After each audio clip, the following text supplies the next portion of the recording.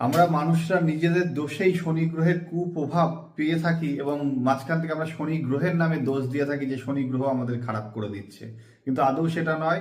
ভালো করে মাথায় রাখবেন, যারা কোনো মানুষকে বা কোনো লেবার শ্রেণীর মানুষকে দিয়ে আপনি আপনার বাড়ির কাজ, অফিসের কাজ বা আপনি কোনো সাইডের কাজ করাচ্ছেন, কাজ করানোর পরে যদি তার টাকা মেরে দেন, তাকে যদি ঘুরিয়ে ঘুরিয়ে তাকে যদি হ্যারাসমেন্ট করেন, আপনি জেনে যাবেন আপনার জীবনেও যখন শনির মহাদশা, অন্তর্দশা, প্রত্যন্ত দশা আসবে বা লগ্ন সাপেক্ষে যখন শনি ট্রানজিটে ভুল জায়গা দিয়ে যখন গোচর করবে, এর 10 গুণ কিন্তু আপনাকে রিটার্ন পেতে হবে।